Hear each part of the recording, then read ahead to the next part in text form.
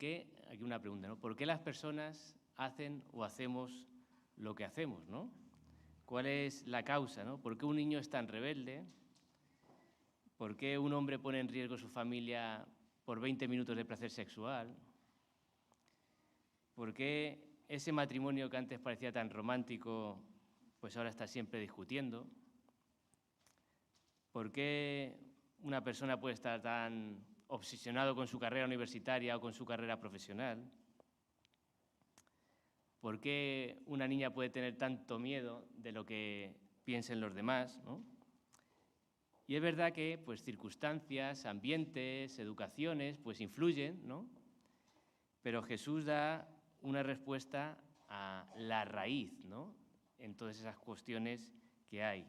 Y dice que es el corazón, ¿no? En Marcos 7, del versículo 21 dice, porque de adentro del corazón de los hombres y de las mujeres salen los malos pensamientos, fornicaciones, robos, homicidios, adulterios, avaricias, maldades, engaños, sensualidad, envidia, calumnia, orgullo e insensatez.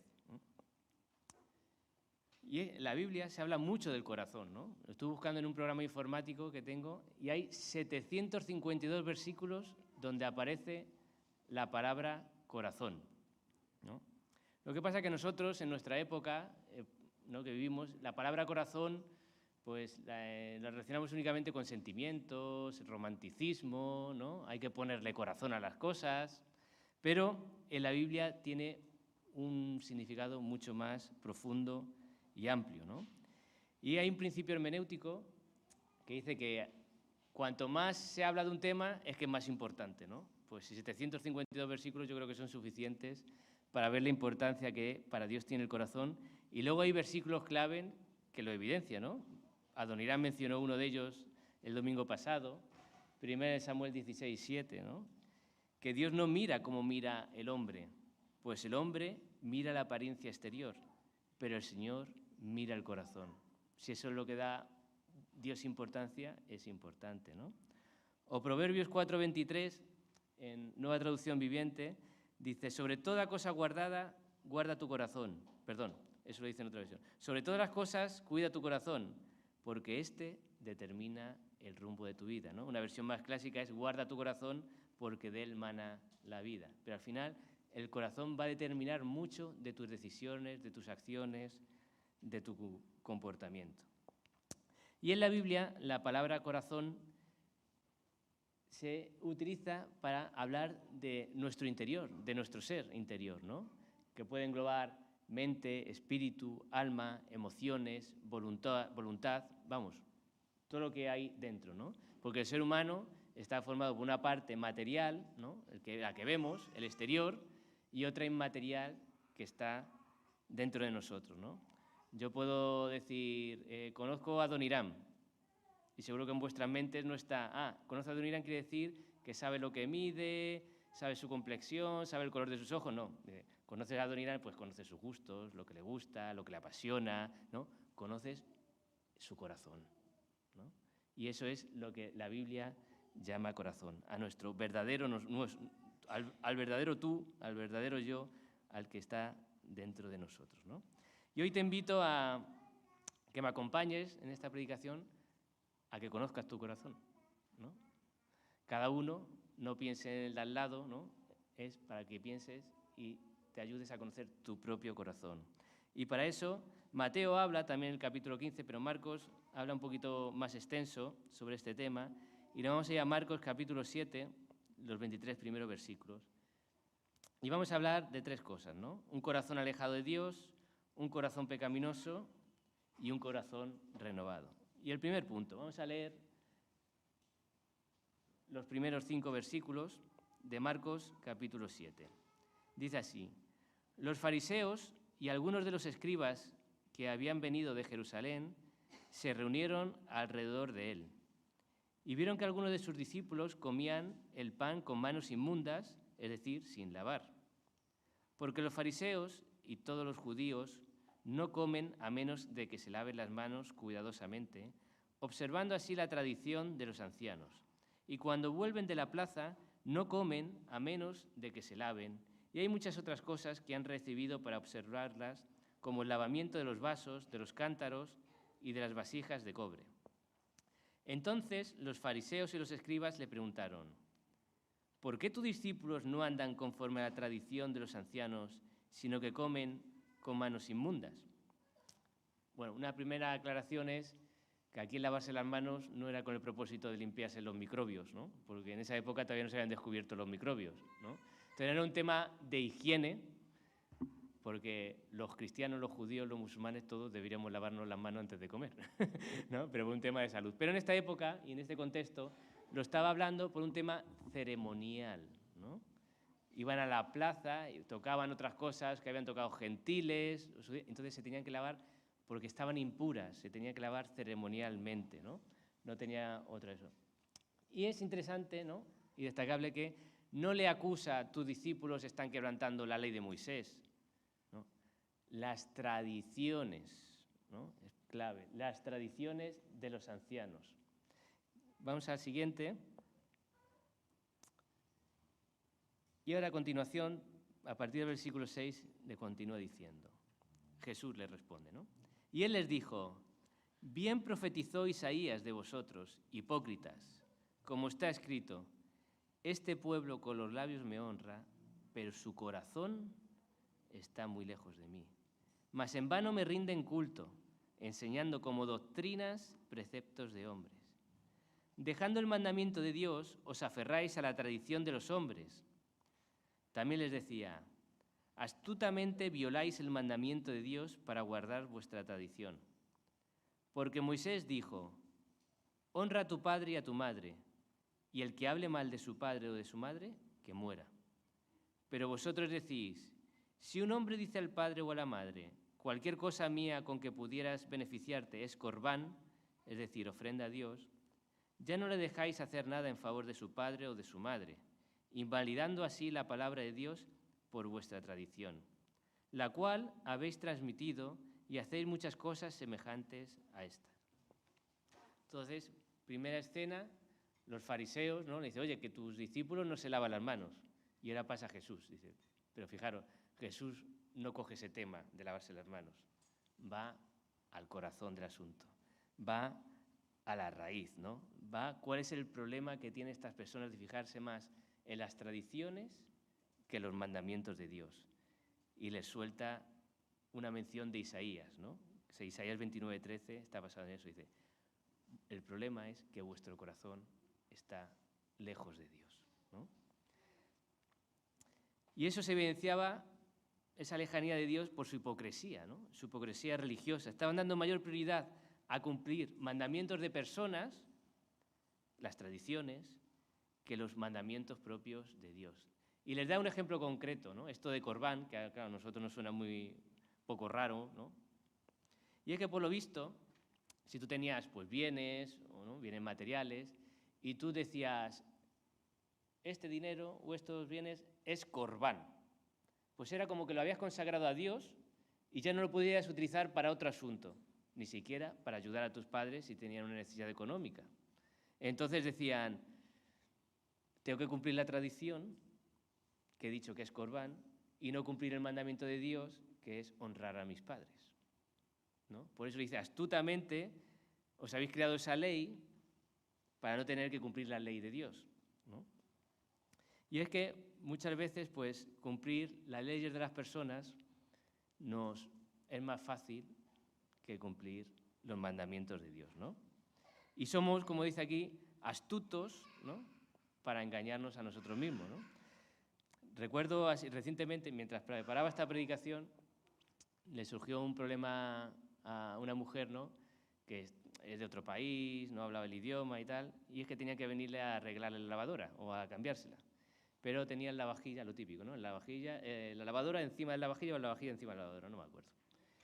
Y iba otro hombre a ayudar, pero necesitaba, pues, un ayudante, aunque tuviera manos, que era, pues yo de esas cosas soy poco habilidoso, ¿no? Pero bueno, por lo menos presto mi fuerza. Y estaba preparando la predicación y yo por dentro decía: la Biblia dice que es más importante estudiar la Biblia y orar, ¿no?, y otros pues que la hagan otros. Yo ya estoy preparando esta predicación. Otros que hagan esas tareas. Pero tuve que mirar en mi corazón y a ver, tienes todavía tiempo. Te da tiempo a terminarla y ya ves que me dio tiempo, ¿no?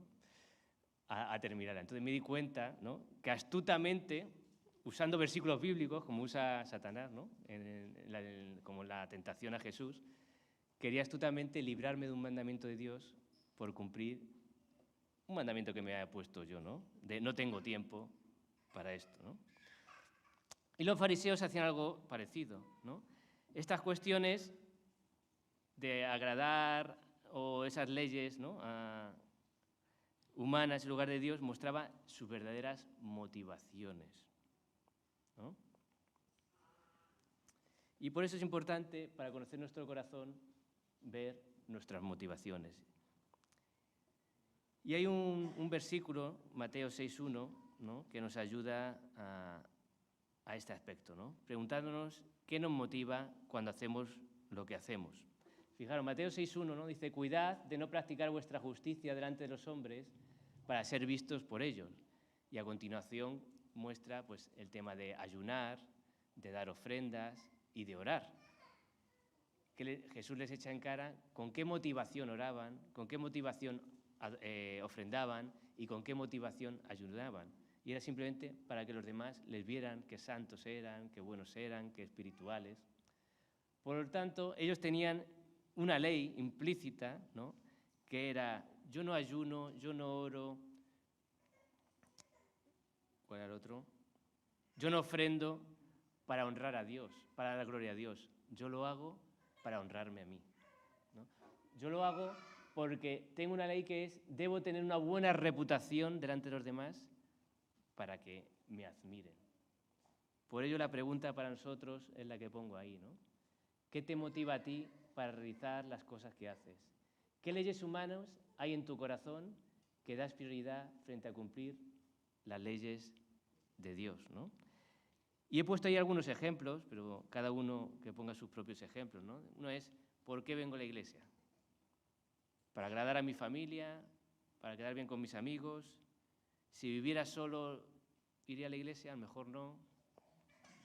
En cambio, hay una ley de Dios que dice que considerémonos unos a otros para estimularnos al amor y a las buenas obras, no dejando de congregarnos, como algunos tienen por costumbre, sino exhortándonos, y tanto más cuando veis que aquel día se acerca, ¿no? Esa es una de las motivaciones, estimularnos a las buenas obras. Esa sería la ley de Dios que cumplir y no la otra ley humana. ¿O por qué evangelizas? Porque la chica que me gusta así ve qué valiente soy. Un ejemplo, vamos. ¿Por qué sirves en la iglesia? Porque me encanta recibir la admiración de las personas, que me feliciten, me hace sentir útil, importante. ¿O por qué no eres capaz de perdonar a tu amigo, a tu familiar, a tu compañero de trabajo? Porque tengo una ley humana en mi corazón que me dice que hay algunos pecados que son imperdonables. Pero la ley de Dios dice que debo perdonar a todos sus ofensas como Dios, como Cristo, me perdona a mí mismo, ¿no? Contaba un pastor que tuvo graves problemas matrimoniales, gracias a Dios se solucionaron, ¿no? Pero esos problemas venían por lo siguiente. Dice que nunca decía no a una actividad de la iglesia. Ven, ¿puedes venir con nosotros a tocar la guitarra? Voy. ¿Puedes venir a ayudarnos en esto? Voy. Y ese voy significaba romper todos los planes con su mujer, con sus hijos, ¿no? Y él, con el paso del tiempo, se dio cuenta que es que tenía una ley en su corazón que era: no puedo decir no, porque si no, ¿qué van a pensar de mí? Tengo que quedar bien con las personas de la iglesia. En cambio, estaba incumpliendo una ley de Dios que le implicaba descalificarle del ministerio, que era que el que no gobierna bien su casa no puede gobernar la iglesia. Pero prefería cumplir esa ley humana que la ley de Dios, ¿no? Y ya lo decía Jeremías, que más engañoso que todo es el corazón, ¿no? Y es el corazón que nos mueve a hacer todo eso. Y a veces también es bueno preguntarnos las motivaciones para hacer, cuando hacemos cosas buenas, ¿no? O por qué no hacemos cosas malas. Por ejemplo, hace 70 años aquí en España, no sé, hablando con mis padres o con mis abuelos, ¿no?, pues Casi nadie tenía relaciones sexuales fuera del matrimonio, lo cual delante de Dios es bueno, ¿no? Pero ¿por qué no lo hacían? Porque estaba mal visto. No lo hacían, es que esto es lo que agrada a Dios o desagrada a Dios y yo quiero honrar a Dios con mi cuerpo, no. Porque serían estigmatizados, sobre todo en los pueblos. Yo soy de un pueblo, ¿no? Entonces su motivación, aún haciendo algo bueno o no haciendo algo malo, no lo hacían por la motivación correcta. Vamos al siguiente punto, ¿no? Un corazón pecaminoso. Dale una más. Seguimos en Marcos 7, versículo 14 en adelante, dice Jesús, ¿no? Y llamando de nuevo a la multitud les decía, escuchadme todos y entended. No hay nada fuera del hombre que al entrar en él pueda contaminarlo, sino que lo que sale de adentro del hombre es lo que contamina al hombre. Si alguno tiene oídos para oír, que oiga. Y cuando dejó a la multitud y entró en la casa, sus discípulos le preguntaron acerca de la parábola. Y él les dijo, ¿también vosotros sois tan faltos de entendimiento? ¿No comprendéis que todo lo que de afuera entra al hombre no le puede contaminar? Porque no entra en su corazón, sino en el estómago y se elimina, declarando así limpios todos los alimentos. Y decía, lo que sale del hombre, eso es lo que contamina al hombre, porque de adentro del corazón de los hombres salen los malos pensamientos, fornicaciones, robos, homicidios, adulterios, avaricias, maldades, engaños, sensualidad, envidia, calumnia, orgullo e insensatez. Todas estas maldades de adentro salen y contaminan al hombre. ¿Veis? Ahora ya Jesús sí que va al tema inicial que le habían hablado los fariseos, ¿no? Del lavamiento de las manos. Pero Jesús quiere darle importancia a lo que tiene importancia. Que como decía Samuel, ¿no? Lo que le importa a Dios no es tanto lo exterior, sino lo interior. Y una pregunta para nosotros es, ¿a qué estamos nosotros dando más importancia? No está mal uno ir bien arreglados, no está mal, ¿no? Y todas las cosas, cuidarnos por fuera, pero cuando eso es lo más importante, caemos en prácticas farisaicas, ¿no?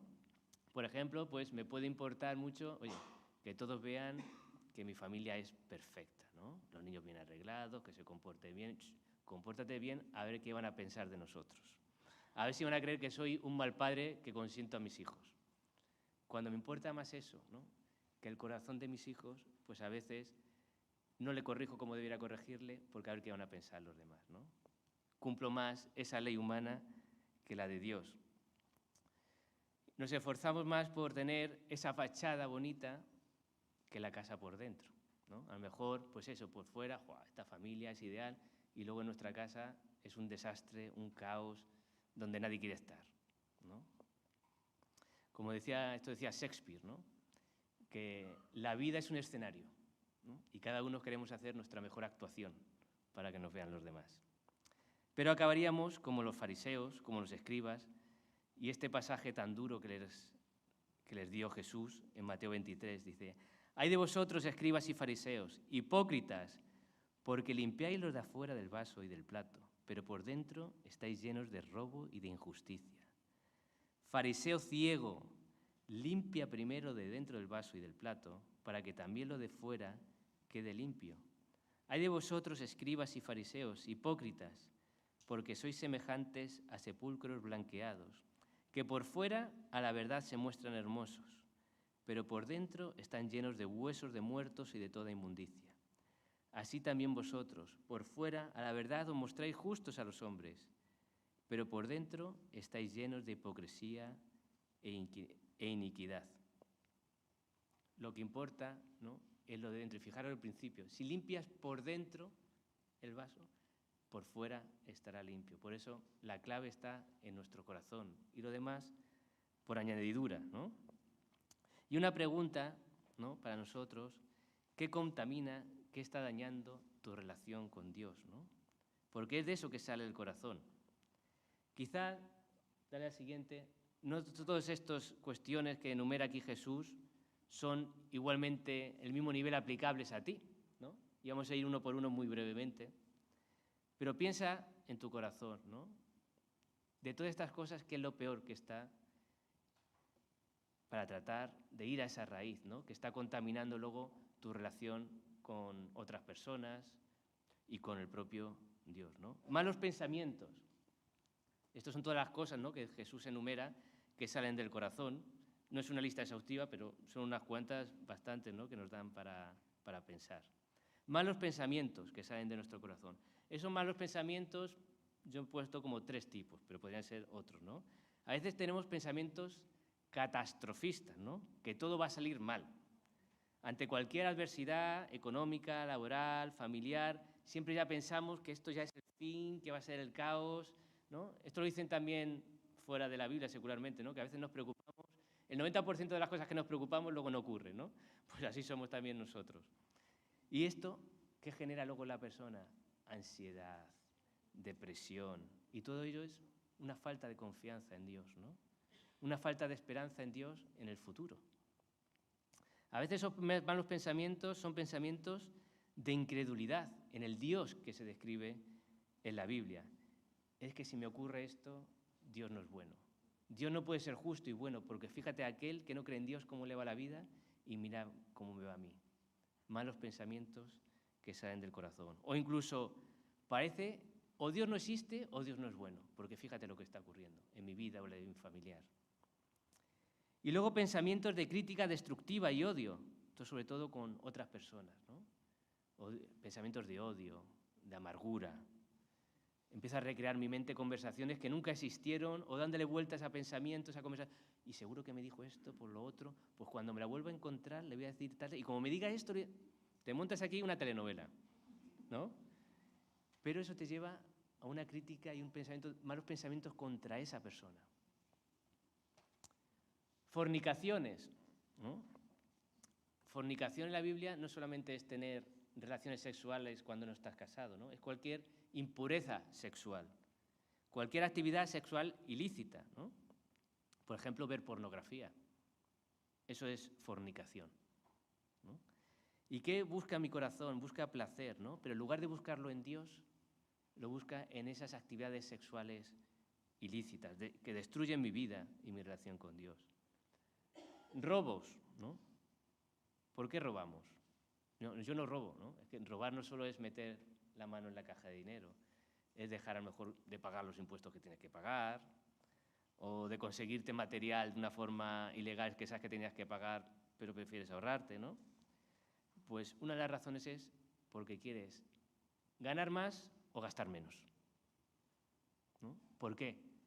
Porque para ti es tan importante el dinero que prefieres pecar, prefieres incumplir la ley de Dios para cumplir tu propia ley de cuanto más dinero, más feliz voy a ser yo. Homicidios. ¿Alguien ha matado a alguien? ¿Ha asesinado? Podría ser, pero seguro que es menos común, ¿no? Pero Jesús nos dice que podemos matar de corazón. Mateo 5, 21 y 22 dice: habéis oído que se dijo a los antepasados, no matarás, y cualquiera que cometa homicidio será culpable ante la corte. Pero yo os digo que todo aquel que esté enojado con su hermano será culpable ante la corte. Y cualquiera que diga raca, un insulto, a su hermano será culpable delante de la Corte Suprema. Y cualquiera que diga idiota será reo del infierno del fuego. ¿Qué pretende el corazón cuando mata a alguien o cuando le hiere? Quiere hacerle daño. Cuando insultas, quieres hacer daño a esa persona. Le quieres decir palabras hirientes. Y además, como conozcas bien a esa persona, sabes qué palabras clave son las que más daño le van a hacer. Eso sale de aquí. ¿Qué solemos decir? Es que sacas siempre lo peor de mí. Saca lo que hay dentro de ti, ¿no? Había un expositor, ¿no?, que cogió, no lo voy a hacer yo aquí, pero cogió un vaso de agua y lo agitó así y se cayó el agua, ¿no? Y dice, ¿por qué se ha caído el agua?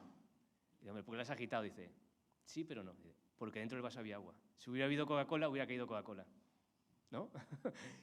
Igual, cuando a mí me agitan y me ponen a prueba, va a salir lo que hay dentro de mí.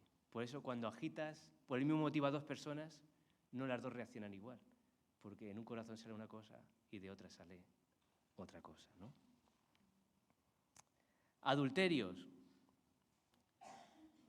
Puedes ser adúltero físicamente, ¿no? Y siendo infiel a tu esposa con otra mujer, acostándote, o puedes ser adúltero de corazón. De nuevo, Mateo 5:27. Habéis oído que se dijo, no cometerás adulterio, pero yo os digo que todo el que mira a una mujer para codiciarla, ya cometió adulterio con ella en su corazón. Cuando miraste con deseos sexuales a esa actriz, a ese actor, en esa revista, en esa página web, a esa chica o chico que pasó delante de ti, de tu corazón salió adulterio. Adulteraste. Avaricias, ¿no? Poca gente va diciendo, reconozco que es un avaricioso, ¿no? Es un pecado difícil de admitir, pero que existe, ¿no? Y que es cuando estás continuamente pensando en dinero. Todas mis decisiones las baso en dinero. ¿Esto cuánto beneficio o rentabilidad me va a suponer? Es que si hago esto, pero es que eso me va a costar este dinero. No piensas en otros beneficios, sino solamente en dinero. Y la propia Biblia, Colosenses 3:5, dice que la avaricia es idolatría. ¿Cómo va ese análisis del corazón, no? La primera tanda, vamos a por la segunda. Segunda tanda. Maldades, o con otras versiones, perversidades, ¿no? Acciones pecaminosas que pueden perjudicar a otros y además blasfeman, dejan en mal lugar el nombre de Dios. Pero todas, antes de materializarse y ejecutarse, salen de nuestro corazón. Engaños. ¿Estás para pensar por qué a veces mientes?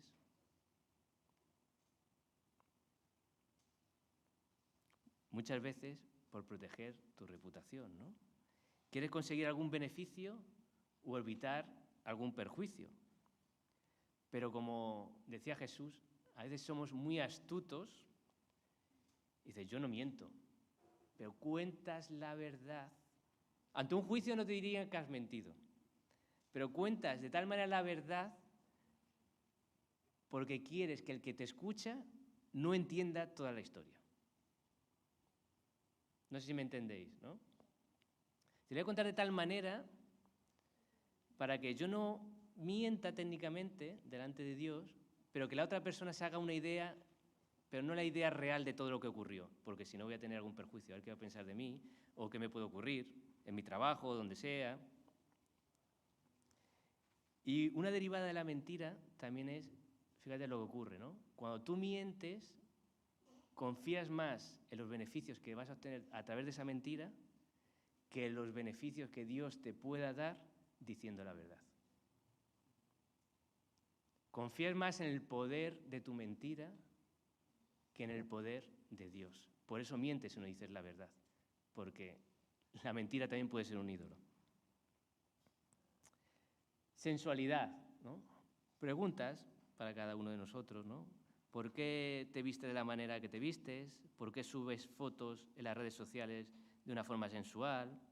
¿Por qué haces esos gestos, esas posturas que incitan a otros a un deseo sexual hacia ti? ¿Por qué tienes conversaciones tan íntimas, tan personales con esa chica que sabes que está algo interesada por ti y la vas a atraer? Puede ser que sea por aceptación, quieres un poco de protagonismo, quieres recibir amor de otras personas, pero de nuevo estamos buscando lo que solo Dios nos puede dar de una manera equivocada. La envidia, ¿no? La envidia puede llevar desastres, por ejemplo, la muerte de Jesús. Marcos 15:9 dice, y Pilato les respondió diciendo, ¿queréis que os suelte el rey de los judíos? Porque conocía que por envidia le habían entregado los principales sacerdotes, ¿no? La envidia genera muchas veces también amargura. Esa falta de contentamiento, estás siempre amargada, nada te hace feliz, porque siempre quieres lo del otro, y más, ¿no?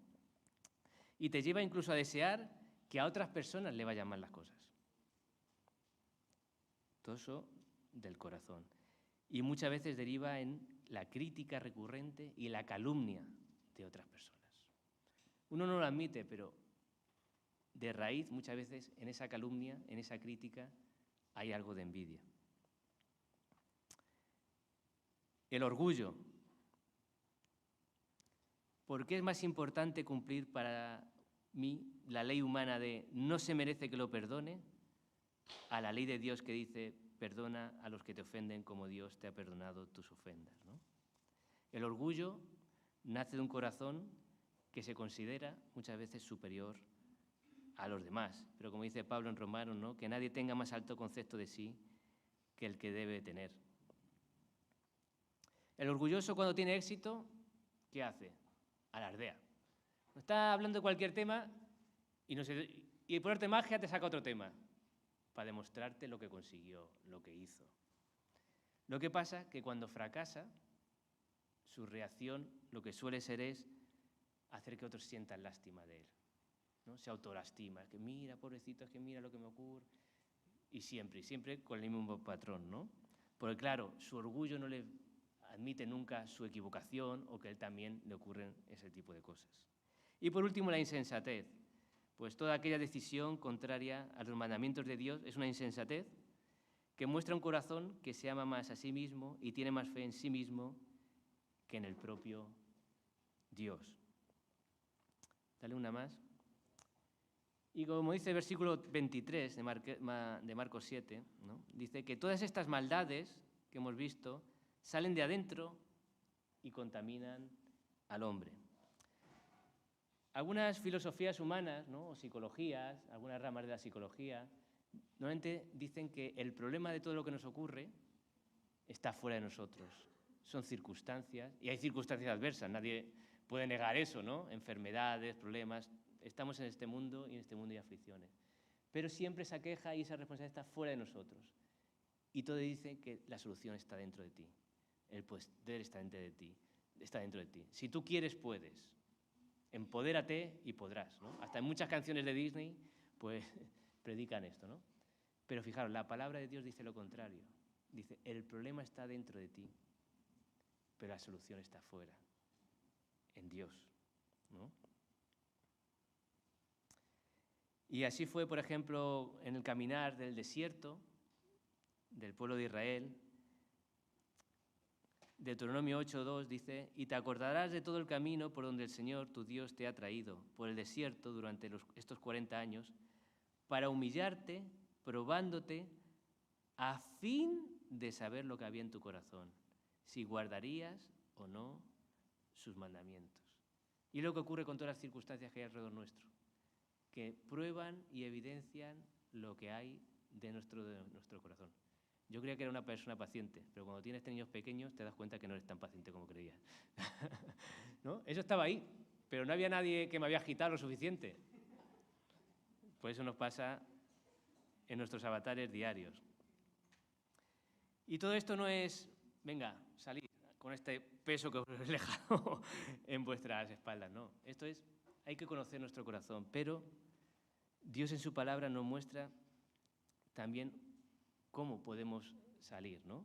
Cómo podemos solucionar ese problema en nuestro corazón. Si le das hacia adelante, un corazón renovado. Otra. 2 Corintios 7, del 8 al 10, dice lo siguiente, el apóstol Pablo. Dice, no lamento haberles enviado esta carta tan severa, aunque al principio sí me lamenté porque sé que les causó dolor durante un tiempo.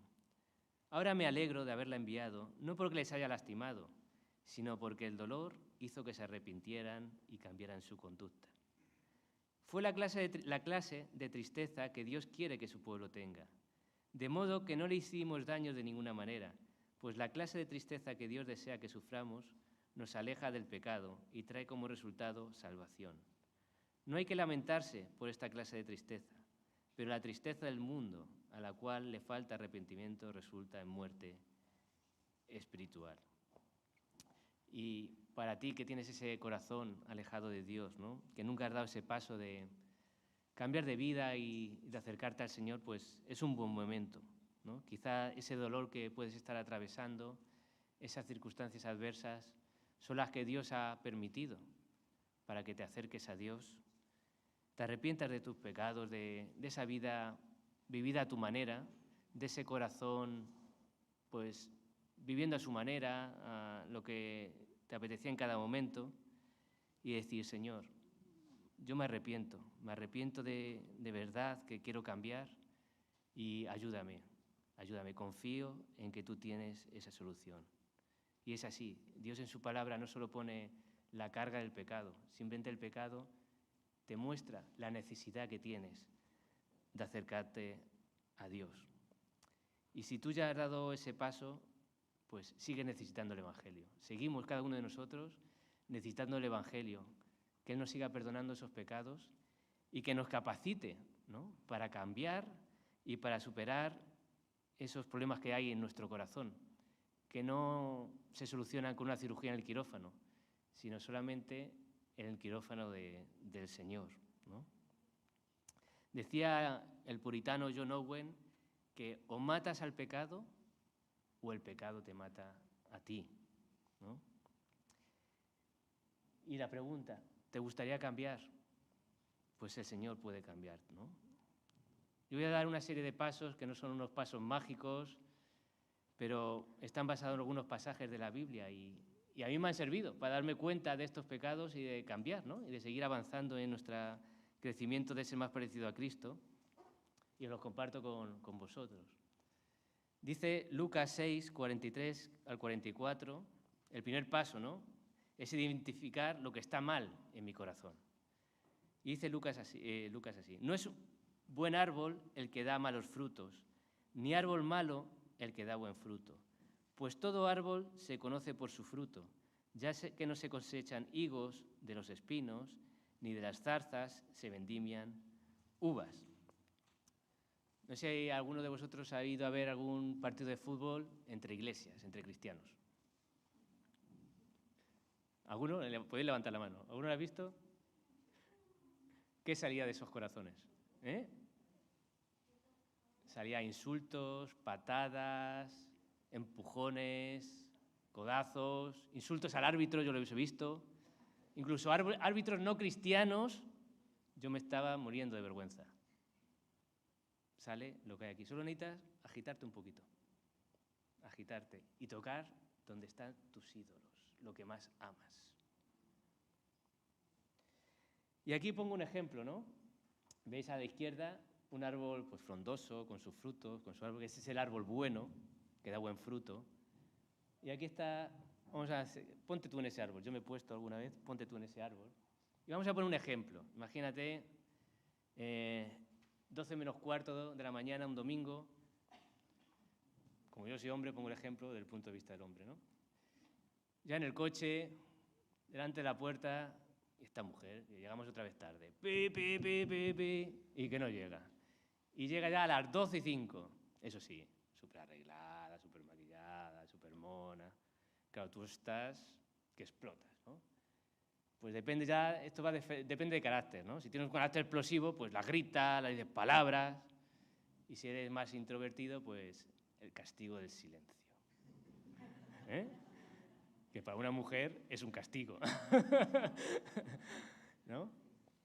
Ese silencio tenso, ¿no? No, se me ha olvidado, ¿no? El sol es la circunstancia, ¿no? El sol es el que da el calor, la circunstancia es que llegamos tarde a la iglesia. Pero yo como hombre tengo que decir, ¿por qué he gritado a mi mujer? ¿No? ¿Por qué le he dicho esas palabras? ¿Por qué es tan importante realmente llegar pronto a la iglesia? Y me lo invento, ¿no? Yo es que me gusta mucho la comodidad. Y es que esas 3 sillas, que no me las quite nadie. Entonces quiero que estar ahí a las 11:30. O no quiero llegar tarde, porque soy el diácono de educación. Y que vean siempre el diácono de educación llegando tarde. Pues mi reputación, ¿no? Y eso me lleva a dar esos frutos. ¿Y cómo lo solucionaría? Pues no tienes que dar esos gritos a tu mujer, tienes que ser más paciente. Pero no voy a la raíz, ¿no? Hay que ir al pecado debajo del pecado. Porque yo a lo mejor voy a seguir, imagínate, ¿no? Una chica, ¿no? Pues, por ponerte el ejemplo de la chica, tal, que me gusta atraer la mirada de los chicos, ¿no? No lo digo, pero me gusta. Entonces, me he visto de tal manera que sé lo que les gusta a los chicos. Y me di cuenta que eso está mal. Pero sigo queriendo atraer, no, sigo queriendo, la raíz, sigo queriendo atraer la mirada a los chicos, pero ya no es a través de la ropa, pero buscaré otras maneras, ¿no? Por eso hay que ir a esa raíz. En este ejemplo de llegar tarde a la iglesia, tengo que ver por qué es tan importante para mí la reputación. ¿Por qué es más importante para mí la reputación que tratar mejor a mi esposa? ¿Por qué es tan importante esta ley humana de mi reputación que la ley de Dios de tratar bien como vaso frágil a mi mujer, ¿no? Por eso no es simplemente limpiar por fuera, ¿no? Es limpiar por dentro para que por fuera salga bien. Si yo paso esa reputación o ese que me vean guapa a raíz y en lugar de mi corazón amar tanto eso, ama al Señor, ¿no? Esa necesidad de reputación la tengo en que ya la tengo con Cristo. Él murió por mí. O no importa lo guapa que vaya para los demás, Cristo me ve por dentro, lo guapa o lo fea que soy. Cambia esa raíz, ya los frutos cambiarán. Porque ya no me importa tanto por ese motivo llegar tarde a la iglesia, que no hay que llegar tarde, ¿vale? Pero ya no me importa tanto, entonces no están tocando tanto ese ídolo, eso que admiro tanto, y el fruto será diferente, porque prefiero agradar a Dios y tratar bien a mi esposa que lo otro.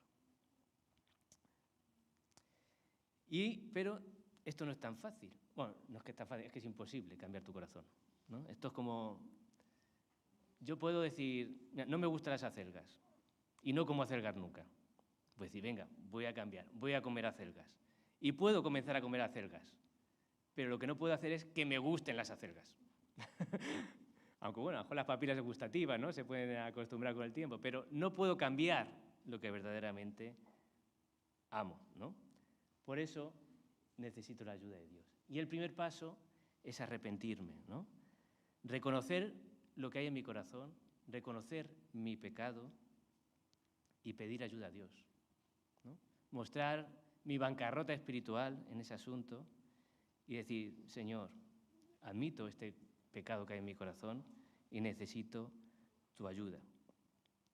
Fijaros lo que dice Jesús, ¿no? En Juan 15, permaneced en mí y yo en vosotros. Como el pámpano no puede llevar fruto por sí mismo si no permanece en la vid, así tampoco vosotros si no permanecéis en mí. Yo soy la vid, vosotros los pámpanos. El que permanece en mí y yo en él, éste lleva mucho fruto, porque separados de mí nada podéis hacer. Ese nada, dice, oye, pues yo he ido a comprar al supermercado, mira, ese no cree en Dios, ya puede hacer, pues hacemos cosas, ¿no? ¿Qué es lo que no podemos hacer? No podemos hacer nada con la motivación correcta. No podemos hacer nada con la motivación perfecta, como lo hizo Jesús, por ejemplo, para dar gloria a Dios, ¿no?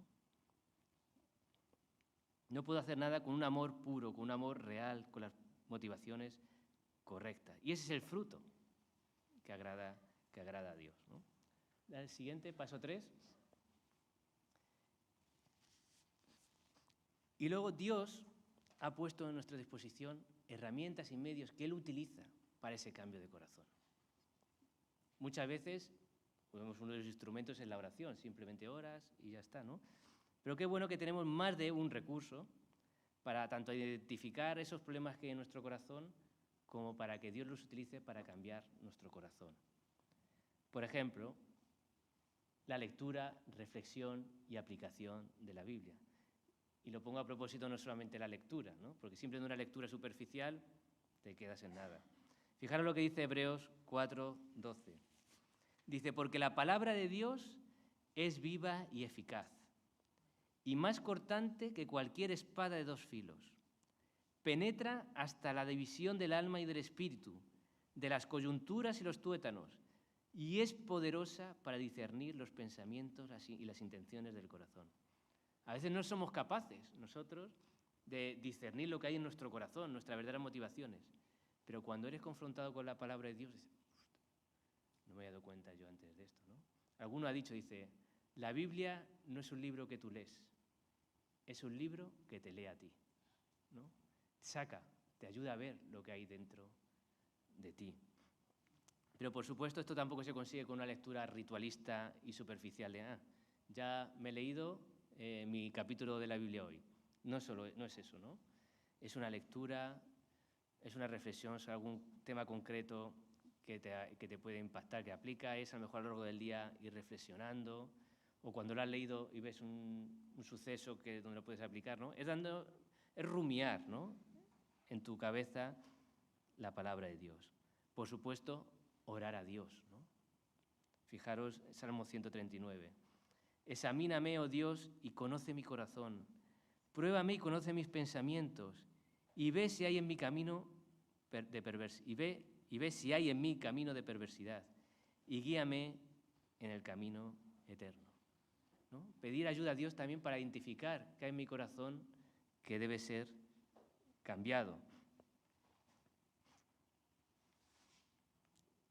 Y la ayuda de los hermanos de la Iglesia, ¿no? Lo hemos dicho alguna vez, la vida cristiana no se puede vivir aisladamente, ¿no? Dios lo sabía bastante bien y por eso diseñó la Iglesia. Dice Romanos 15, 14, pero estoy seguro de vosotros, hermanos míos, de que vosotros mismos, habla toda la Iglesia, estáis llenos de bondad, llenos de todo conocimiento, de tal manera que podéis amonestaros los unos a los otros. A veces, lo que digo, no nos damos cuenta de lo que hay en nuestro corazón, no somos conscientes, pero el de al lado sí que lo ve, ¿no? Qué bueno que un hermano pudiera tener la libertad de venir a nosotros y decirnos en amor, decir, mira, estoy observando esto, mírate esto, y que nosotros lo recibamos con agrado. Porque muchas veces no damos el paso y decir, a ver cómo me va a responder, ¿no? No, debemos estar abiertos a esas amonestaciones. Incluso, fíjate, lo voy a decir, aunque me lo diga sin amor, yo lo voy a escuchar. Y luego lo voy a hablar con Dios, a ver si Él también me revela eso. Pero aunque me lo diga sin amor, fíjate, yo recomiendo, porque la Biblia dice, ¿no?, que la hagamos con amor. Y también, por supuesto, si estás casado, tu mujer y tu marido, vamos, conocen tu corazón como si te hicieran una radiografía. Pregúntale. Y por último, otro medio, ¿no?, con el cual Dios puede utilizar para renovar nuestro corazón son las circunstancias de la vida, ¿no? Muchas veces en este mundo se nos muestra, ¿no?, que el sufrimiento es malo. Pero Dios dice que todas las cosas cooperan para bien, para los que en Él confían, para sus hijos, ¿no?, no para todos. Y Dios utiliza muchas veces ese sufrimiento, esa adversidad, para cambiar y moldear nuestro corazón. Santiago 1, versículo 3 y 4, dice, sabiendo que la prueba de vuestra fe produce paciencia, mas tenga la paciencia su obra completa, para que seáis perfectos y cabales, sin que os falte cosa alguna, ¿no? Y ya por último, pues la conclusión está en vosotros, ¿no?, en cada uno de nosotros. Que miremos lo que realmente importa, que no solo es la apariencia que doy a los demás, sino lo que hay dentro de mí. Que además eso es lo que más le importa a Dios, ¿no? Porque Dios no mira lo externo, sino mira lo de adentro. Y además, guarda tu corazón, dice Proverbios, porque va a determinar tu vida. Tu vida, el rumbo de tu vida va a ser determinado por lo que hay en tu corazón. Que puede ser la envidia, que puede ser el orgullo, que puede ser el placer sexual. Lo que nos queda es pedir perdón a Dios y ayuda, ¿no? Y si estás viviendo alejado de Dios porque tu vida está basada en lo que dicta tu corazón, Él está siempre abierto, ¿no?, a que descarguemos todas nuestras vergüenzas, que Él ya conoce, pero podemos descargarlas en Él y buscar en Él que realmente satisface todos esos deseos y esas confianzas que buscamos en lugares equivocados y de maneras equivocadas, ¿no? Viniendo a Él obtendremos lo que nuestro corazón realmente necesita. Amén. Amén.